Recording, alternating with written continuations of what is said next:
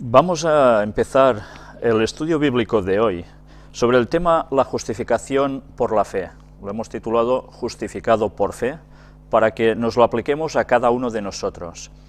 Como ya empezaremos a hacer a partir de ahora, ya por costumbre, va a ser elevando una oración a Dios para que nos ayude a poder estar centrados en el tema y que nos guíe Dios. Padre nuestro que estás en los cielos, te agradecemos porque podemos volver a estudiar tu palabra y te queremos pedir que nos ayudes a escudriñarla a fondo, que el Espíritu Santo nos ayude a conocer tus planes, tus propósitos, lo que tú quieres para nosotros y todo lo que tú haces por nosotros. Bendícenos constantemente y ayúdanos a reconocerte en todos nuestros caminos. Perdona nuestros pecados, que te lo pedimos todo en el nombre de Jesús. Amén. Bien, el tema de hoy es un tema que viene a ser una continuación de los que hemos venido dando últimamente, y vamos a leer una serie de textos que nos van a ayudar a entender qué es la justificación por fe, o la justificación por la fe. Es un concepto que el señor Lutero, Martin Luther de la Edad Media, no el Martin Luther King en Estados Unidos, le trajo muchos problemas. ¿Sabéis? Era un monje que durante mucho tiempo buscaba la salvación y la buscaba muy intensamente, de todo corazón. Y él, como monje, creía que la salvación era por obras, la típica enseñanza de la Iglesia Católica. A él esto le trajo mucho sufrimiento, mucho, y llegó un punto en la etapa de su vida en el cual empieza a ascender por una escalera donde arriba daban una serie de indulgencias. Y cuando él empieza de rodillas a subir por esa escalera, le viene un texto a la cabeza que le dice que se es salvo, se es justo por la fe. Y él se levanta y dice, ¿qué estoy haciendo? ¿Salvación por obras? No, si la salvación es por fe. Ya vimos cómo el creer en Dios tiene que motivar también a actuar en consecuencia. Pero no nos vamos a ganar el cielo porque nosotros hagamos grandes obras de bondad a todo el mundo, si realmente no sale de aquí, porque no hay fe en Dios. Hoy vamos a centrarnos en este tema, que es muy importante y que es una gran causa de división entre el catolicismo y protestantismo. Y vamos a ver qué nos dice realmente la Biblia. ¿Hemos de hacer caso a la tradición? ¿Hemos de hacer caso a lo que nos diga alguien? ¿O hemos de hacer caso a lo que queda escrito aquí? Pues es lo que vamos a mirar.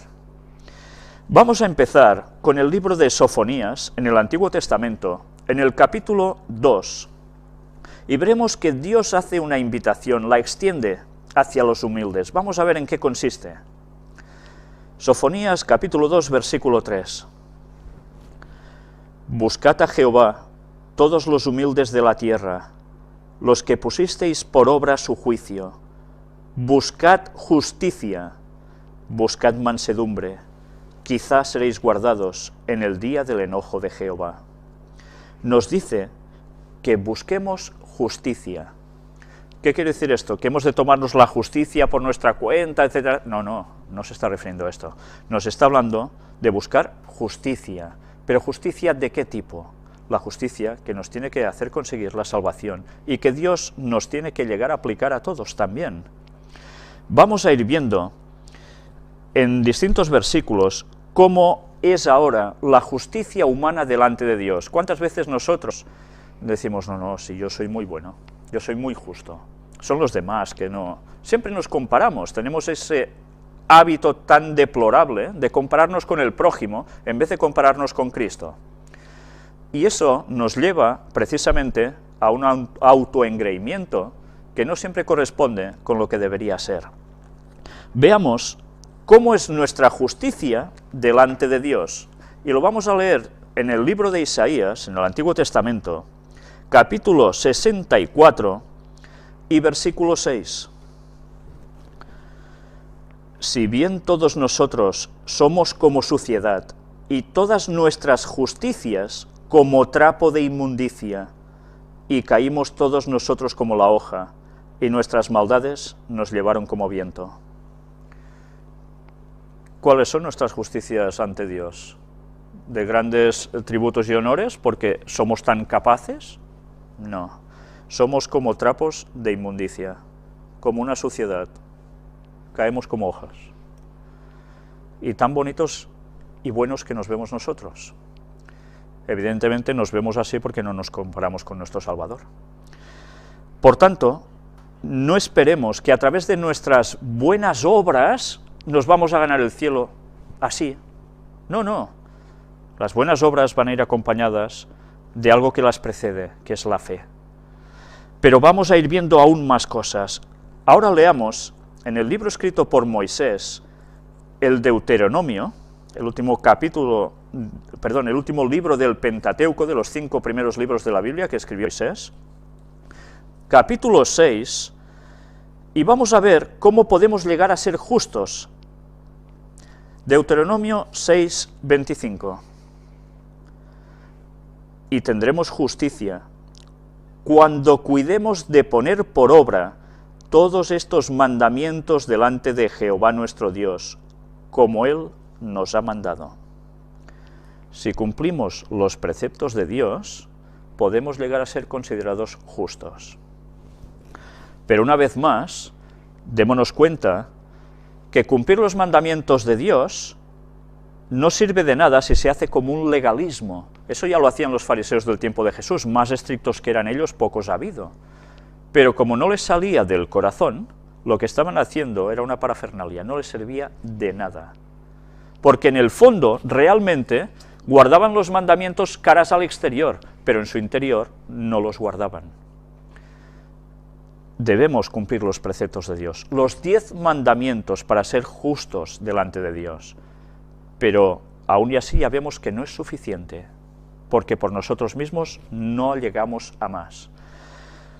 En la Biblia vamos a leer 2 casos que ilustran precisamente la condición del pecador delante de Dios.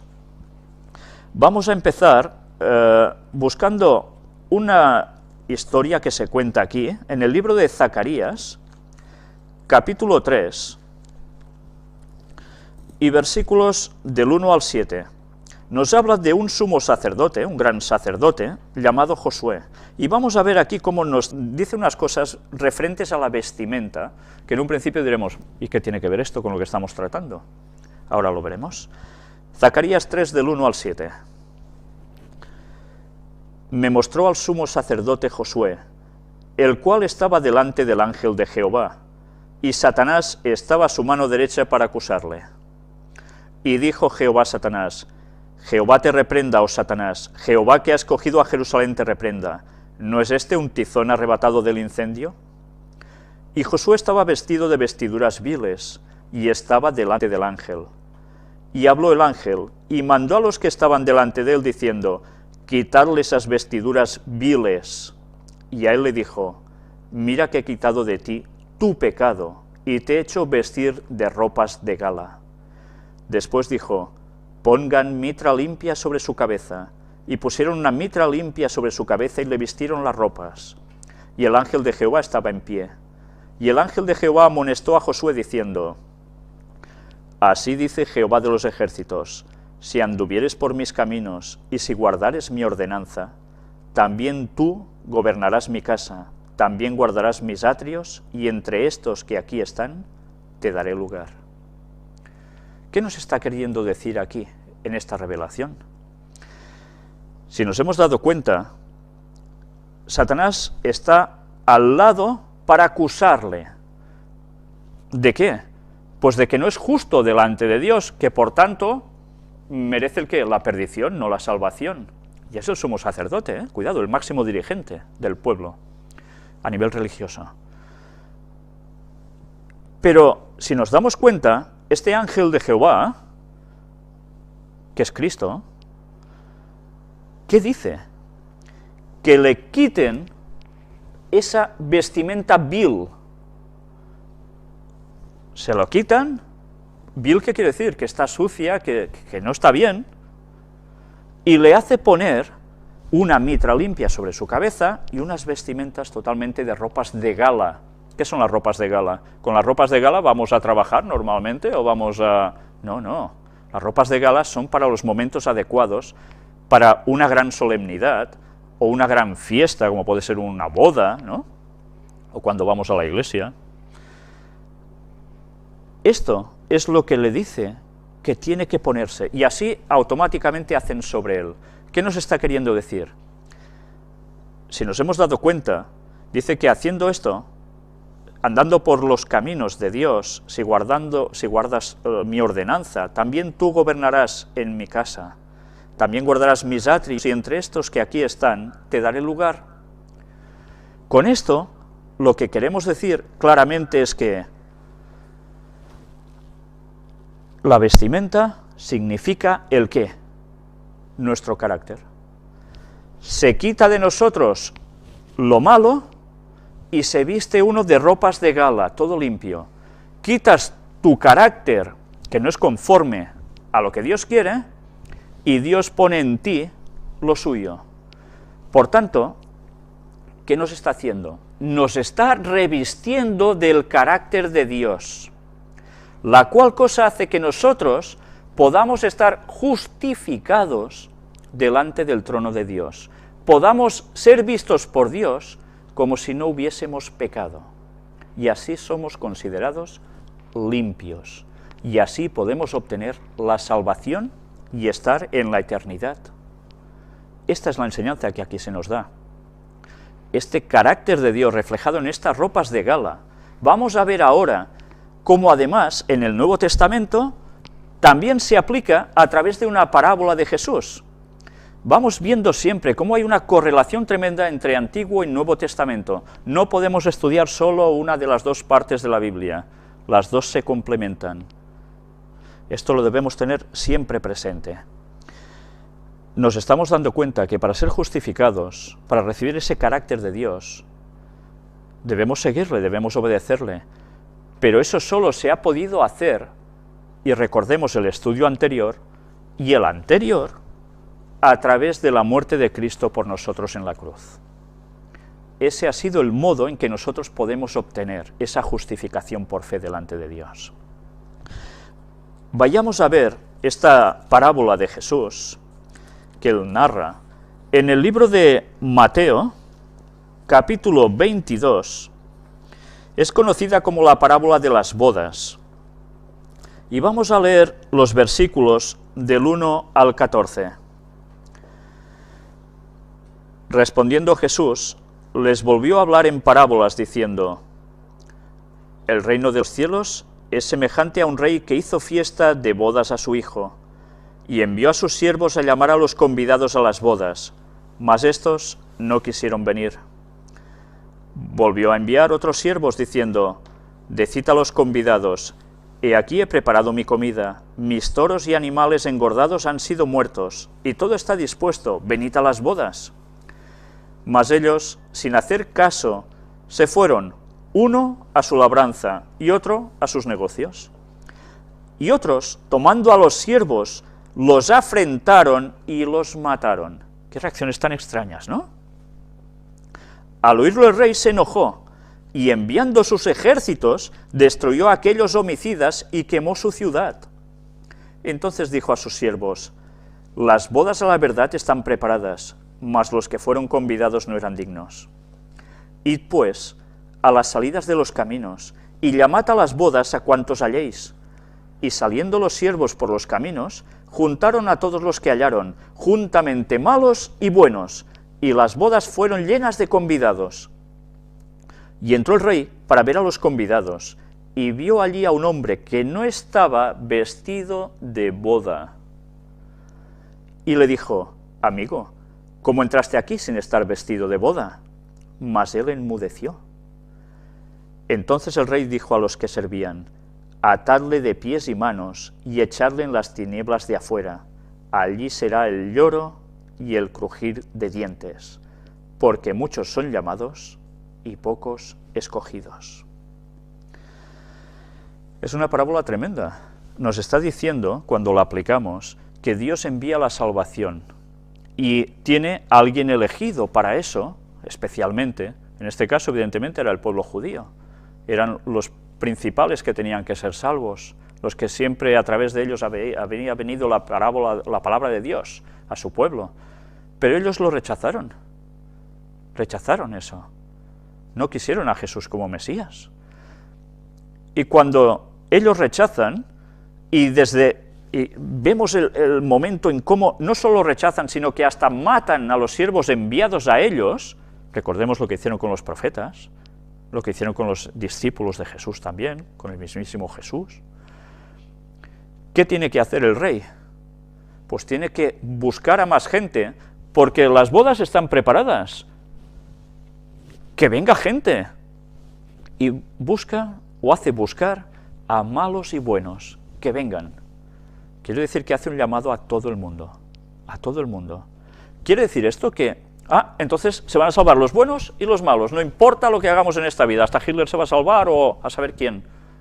No, no se está refiriendo a esto. Y el detalle lo encontramos precisamente en que esas personas entran, son aceptados. ¿Por qué? Nos damos cuenta de que están vestidos de ropa de gala. Porque hay este señor que ha entrado allí y le dice el rey, ¿y tú? ¿Cómo vas así aquí? ¿Cómo has entrado aquí? Mutismo total, me imagino la cara que pondría el personaje en cuestión, y automáticamente la orden, fuera de aquí, arrojarlo. No, aquí no puede estar. Esos malos y esos buenos, todos llegó un momento, incluso los malos, que reaccionaron. Y por eso pudieron entrar, porque se acogieron a ese ropaje que Dios les había dado para entrar a esas bodas de gala. Ellos ya estaban vestidos con el carácter de Dios. Se arrepintieron y cambiaron. Pero este señor no. Y este señor fue echado fuera. Con lo cual, con nuestra forma de ser, no vamos a entrar en el reino de Dios. Hace falta el carácter divino para poder entrar allí. Y esto es lo que Él nos aplica a nosotros si lo queremos seguir de corazón. Vayamos a ver ahora unos pasos que debemos dar para conseguir ser salvos, porque nosotros también hemos de poner nuestra parte, por supuesto. Dios da la salvación a todo el mundo, pero hace falta que la queramos coger. Hechos de los Apóstoles, donde nos narra precisamente las experiencias de los apóstoles después de haberse marchado Jesús. En el capítulo 16 hay dos versículos muy interesantes, 30 y 31. Y sacándolos les dijo, señores, ¿qué debo hacer para ser salvo? Ellos dijeron, cree en el Señor Jesucristo y serás salvo tú y tu casa. Por tanto, el primer paso fundamental es creer en Jesús. Este señor pidió, ¿qué tenía que hacer? Estaba hablando ante Pablo y Silas, después de haber pasado una situación grave, ver un milagro, una liberación, y este señor dice, ¿qué debo hacer para ser salvo? Y ellos le responden esto, cree y serás salvo tú y tu casa. Atención a esto, porque aquí entran también malas interpretaciones. Nosotros podemos creer y podemos ser salvos, pero los nuestros pueden no creer y no ser salvos. Cuando dice que esta persona cree, es porque se da por supuesto que él y los suyos van a ser salvos, en el momento en que los suyos también aceptan, porque él es el cabeza de familia y teóricamente seguirían lo que diría el padre, porque les daría un gran testimonio.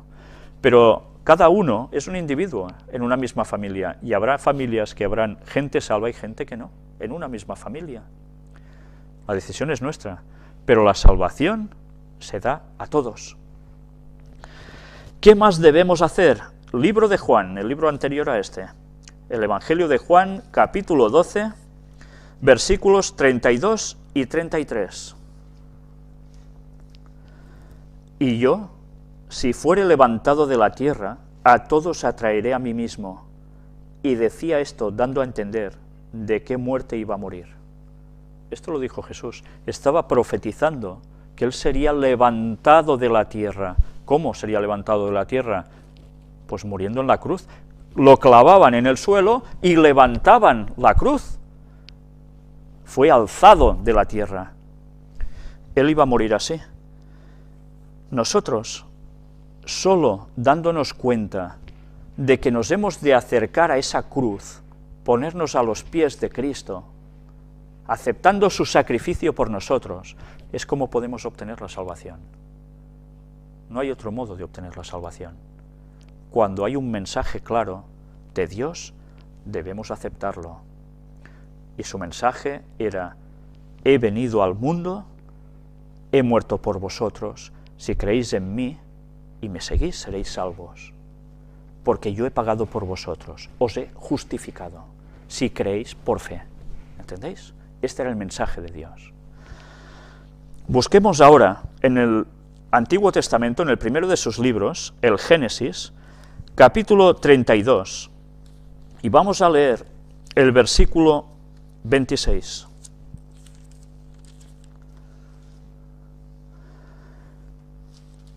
Hay una escena aquí muy curiosa. Jacob, que luego es llamado Israel, tuvo sus más y sus menos con su hermano, se tienen que separar por cuestión de primogenitura, etcétera, etcétera. Leed el capítulo anterior y algún otro y veréis qué situación tan interesante.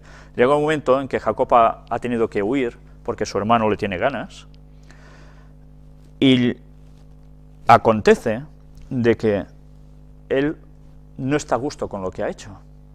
Llega un momento en que ha recapacitado y él se ha arrepentido de verdad y va a buscar a su hermano, quiere hacer paces con su hermano y usa distintas tretas para conseguir eso, pero llega un momento en que él se queda solo, sin familia, sin todo lo que él llevaba de presentes hacia su hermano para reconciliar, y tiene un encuentro con el ángel de Jehová.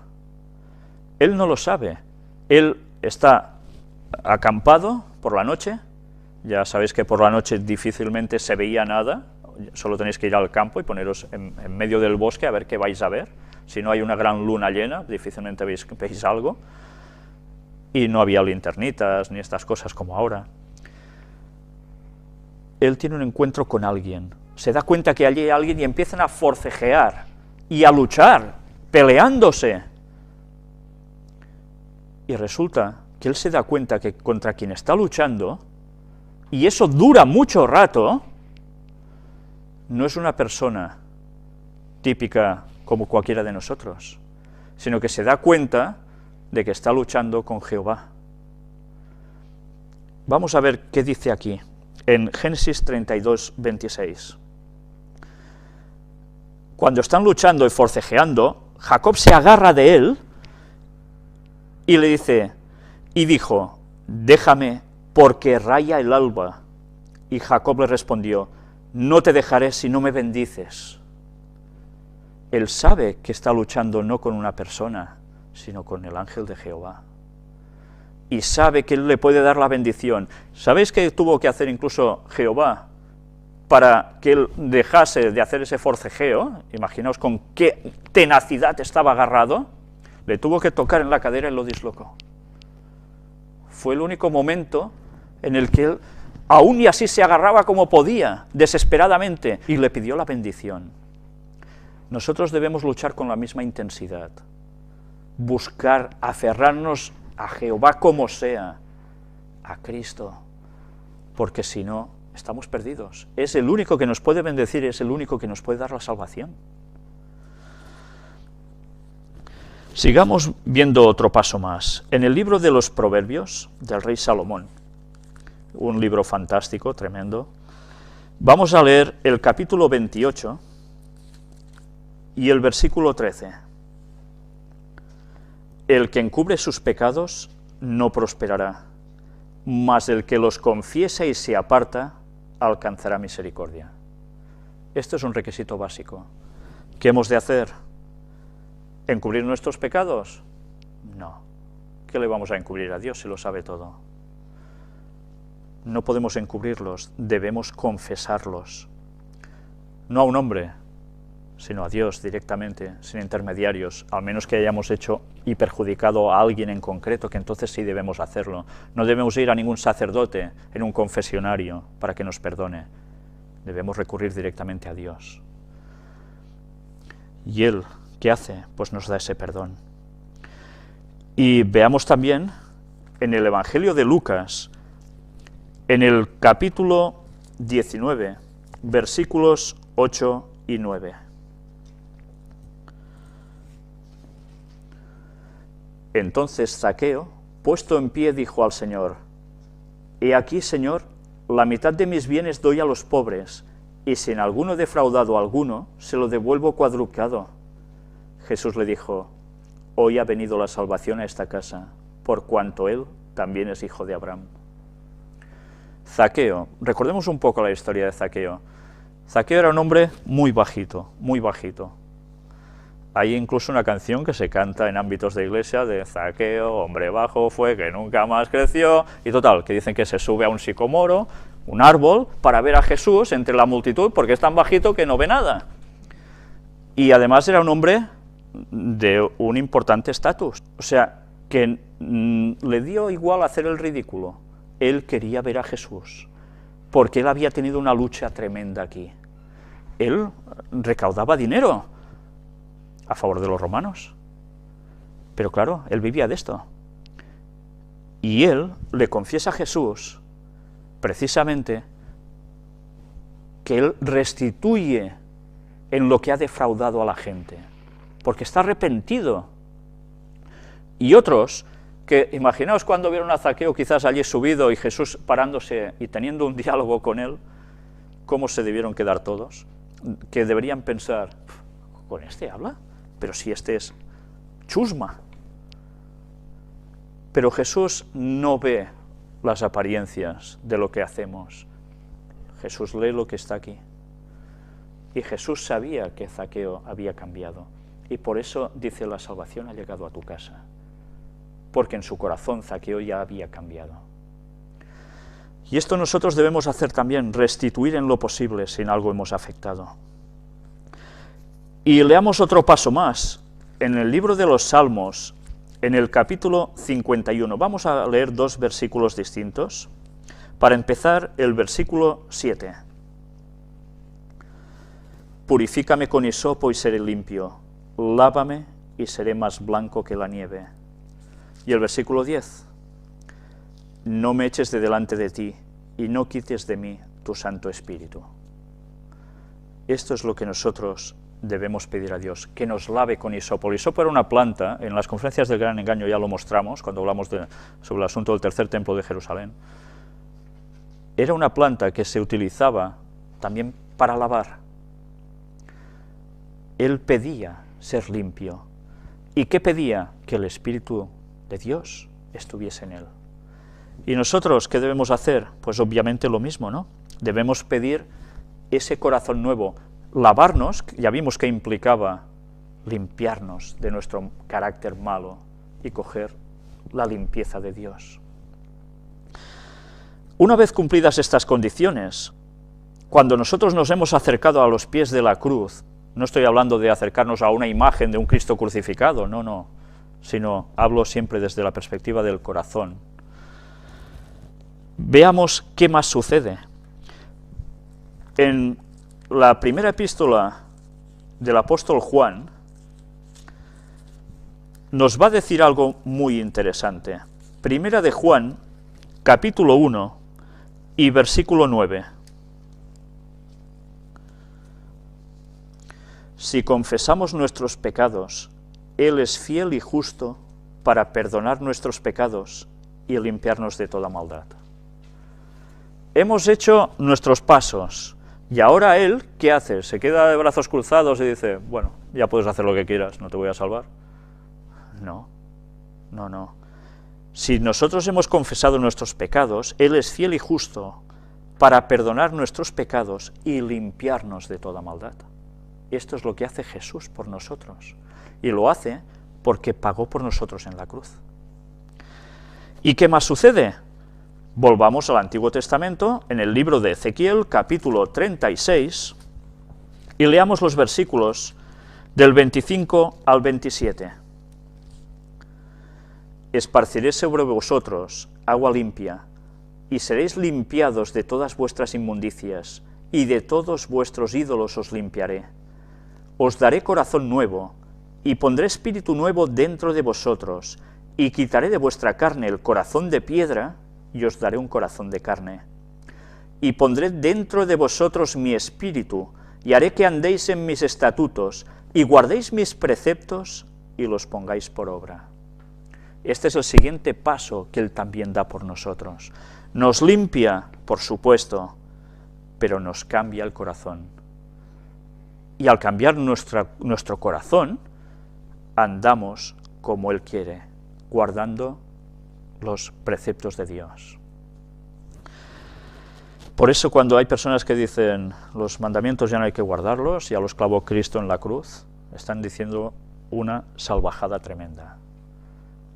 Porque en la Biblia nos dice todo lo contrario. Y la lógica también, cómo vamos a andar distinto de lo que Dios quiere. Si andamos como Él quiere es porque guardamos sus mandamientos, es obvio. Leamos ahora en 2 de Corintios, capítulo 5, el versículo 17. De modo que si alguno está en Cristo, nueva criatura es. Las cosas viejas pasaron, y aquí todas son hechas nuevas. Si estamos en Cristo, somos nuevos. Es como si nos hubiesen fabricado de otra vez. Ya no somos el de antes, somos nuevas criaturas. Esto implica que ha habido antes ese proceso en nosotros, por supuesto. Las cosas viejas pasaron, ya no le importa lo nuestro anterior, se lo salta. Leamos ahora en el libro de Romanos, capítulo 8, versículos del 14 al 17, y este texto es muy bonito. Porque todos los que son guiados por el Espíritu de Dios, estos son hijos de Dios. Pues no habéis recibido el espíritu de esclavitud para estar otra vez en temor, sino que habéis recibido el espíritu de adopción, por el cual clamamos Abba, Padre.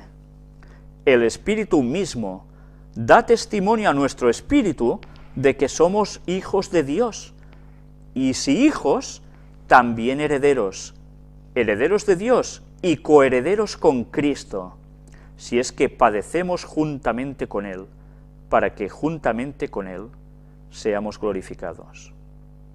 Es un texto precioso. ¿Por qué nos habla aquí la expresión de Abba, Padre?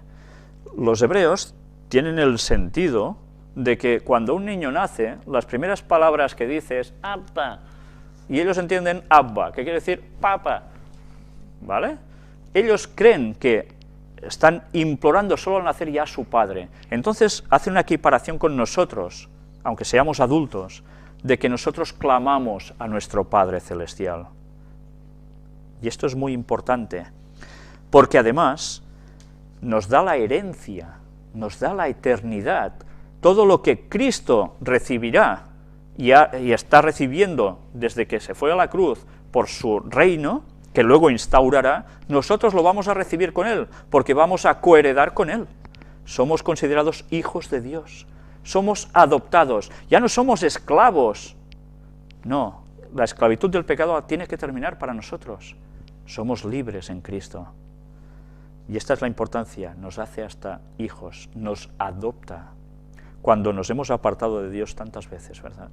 Qué bonito lo que hace Dios con nosotros. Otro texto más, en el libro de Isaías, capítulo 61, y versículo 10. En gran manera me gozaré en Jehová, mi alma se alegrará en mi Dios, porque me vistió con vestiduras de salvación, me rodeó de manto de justicia, como a novio me atavió, y como a novia adornada con sus joyas. Esta es la parte bastante interesante. Cristo nos imparte su justicia, nos da sus adornos, nos viste para tener esa comunión con Él. Y la comunión con Él solo puede ser, ¿de qué forma? Con un amor tremendo mutuo, no hay más. Y esto se consigue poniendo Él su carácter en nosotros.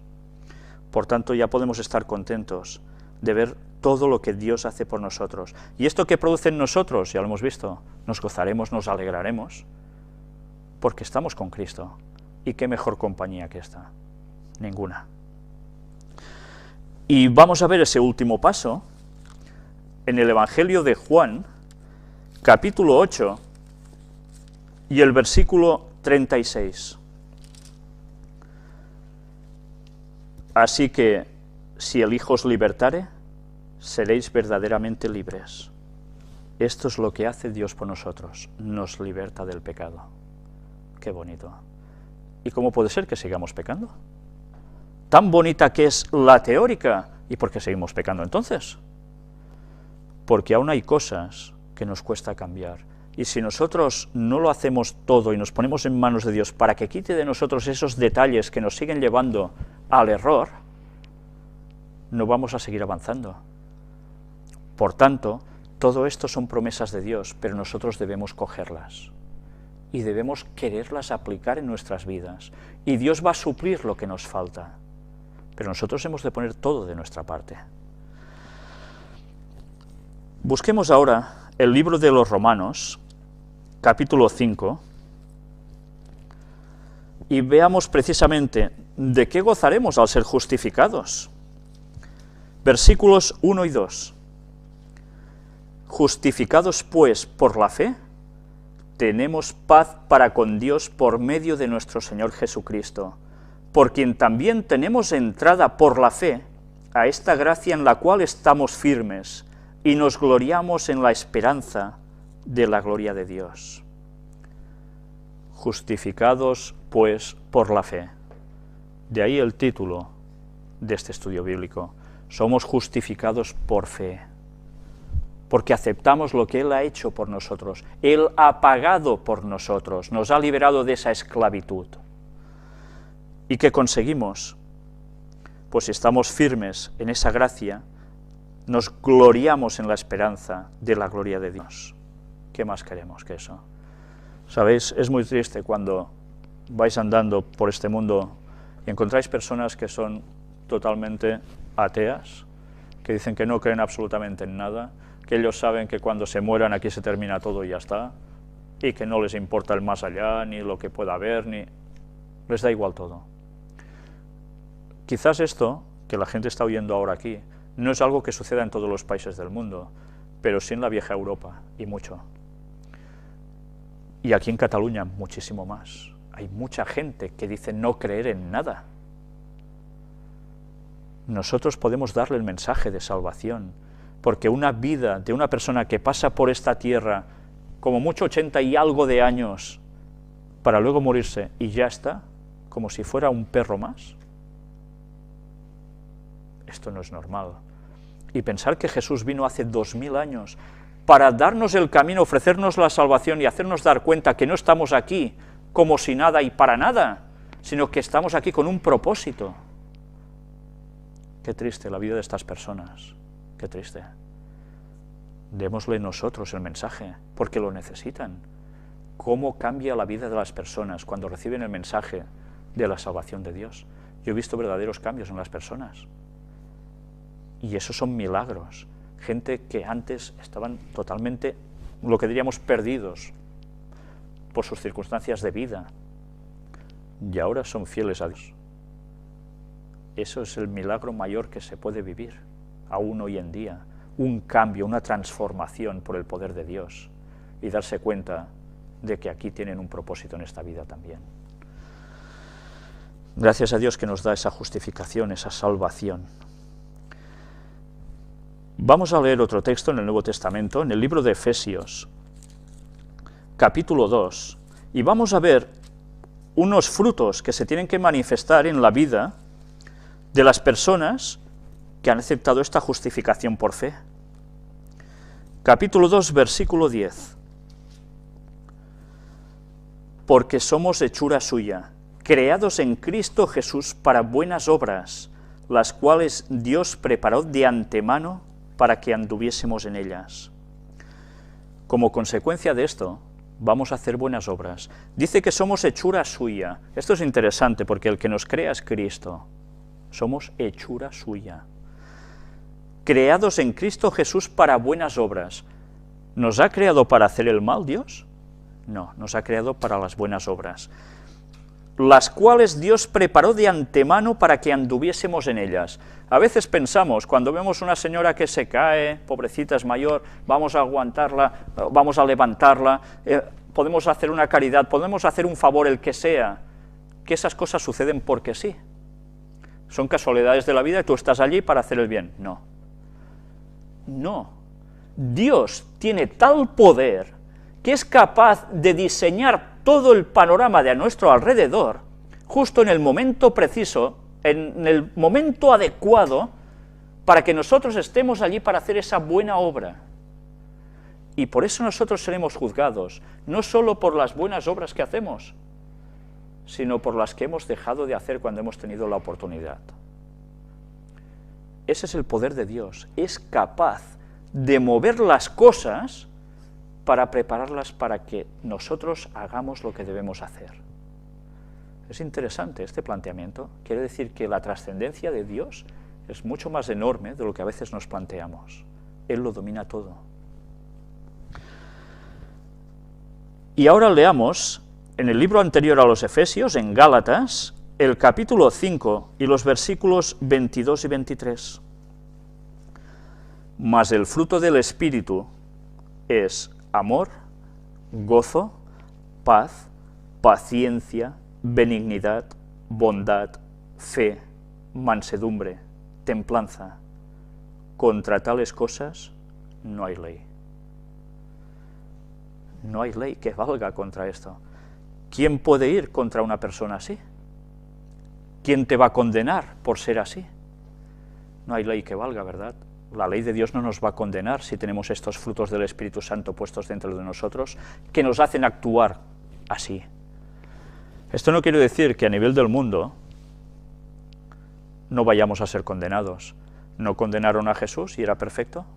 ¿No condenaron a los discípulos que hacían el bien? ¿No han condenado a los auténticos cristianos de todas las épocas? ¿No van a hacer lo mismo, según dice la profecía, dentro de poco, a los verdaderos cristianos que observen el sábado como día de reposo, negando la marca de la bestia, ese domingo que se va a aplicar obligatoriamente en todo el mundo?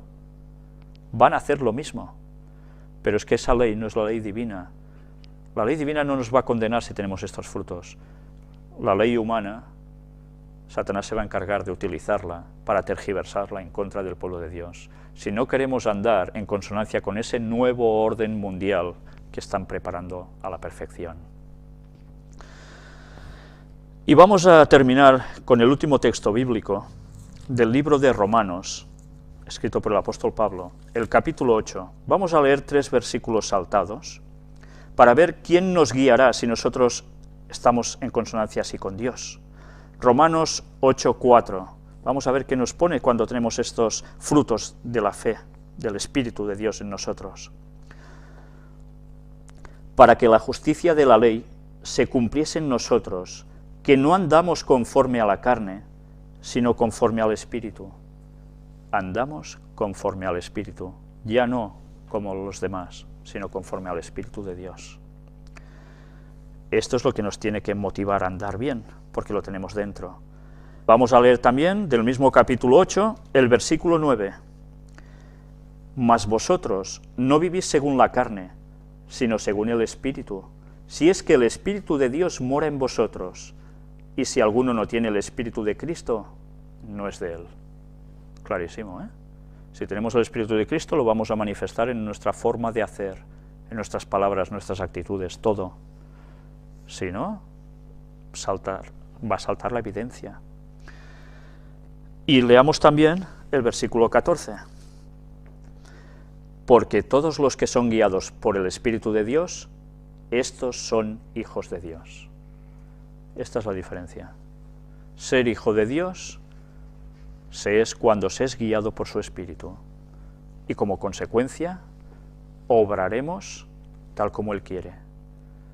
Pero esto es gracias a la justificación por la fe, porque creemos en que Él nos salvará.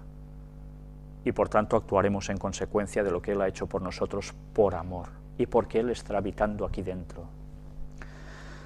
No quisiera terminar esto sin comentar que nos demos cuenta de que por más méritos que nosotros queramos hacer, no sirven de nada.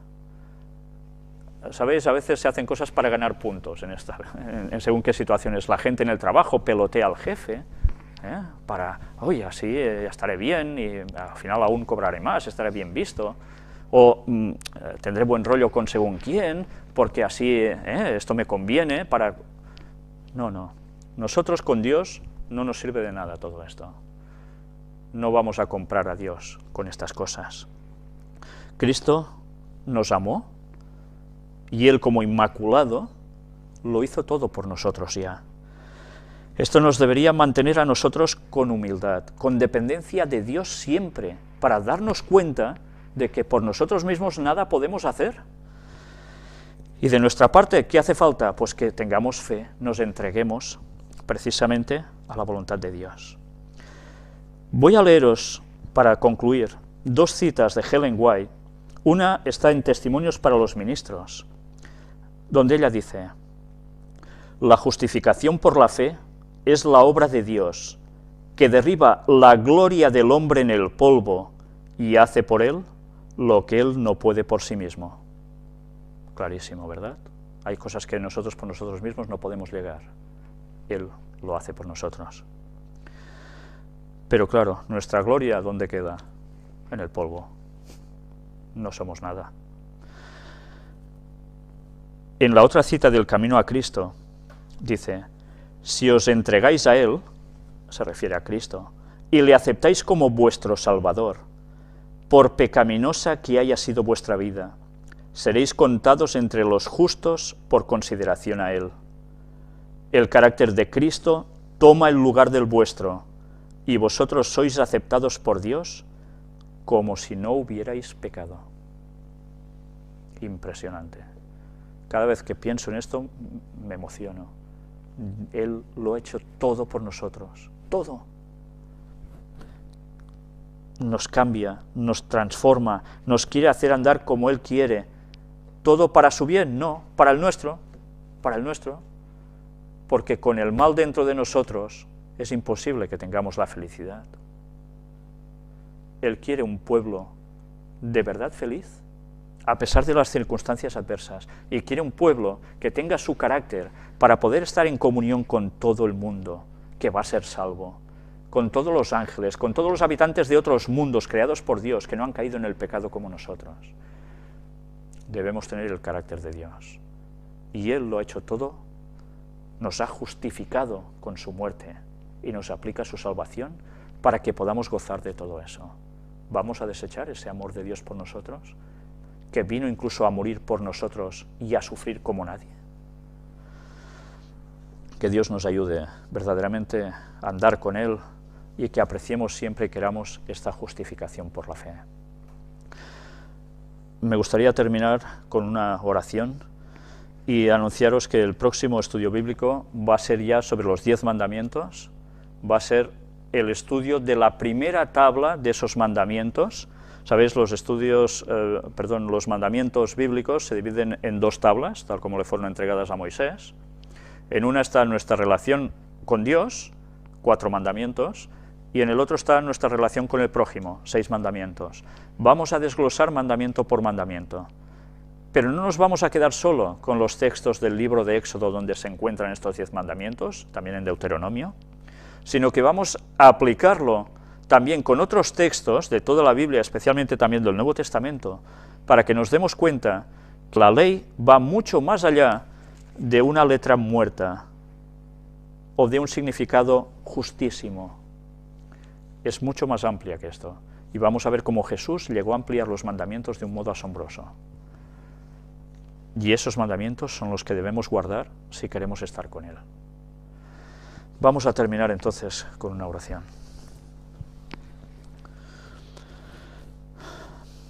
Padre, te damos gracias por todo lo que has hecho por nosotros, enviando a tu Hijo para que consigamos esta justificación, que a través de la fe podemos abrazar, podemos aceptar, podemos querer para siempre. Perdónanos, Señor, cuando caemos, cuando por nuestras debilidades aún seguimos pecando. Y cambia nuestro carácter, por favor, porque ya ves que en cualquier momento del día salen los rasgos más objetables de Él. Transfórmanos tú, Señor, cámbianos este corazón de piedra que a veces tenemos por este corazón de carne que tú nos quieres dar. Llénanos de tu Espíritu para que manifestemos todo lo que tú quieres en nuestras vidas, para que podamos ayudar a los demás, que nuestra vida tiene sentido aquí, y sobre todo, para que les podamos dar la salvación. Bendícenos, Señor, perdona todos nuestros pecados, que todo te lo pedimos en el nombre de Jesús. Amén.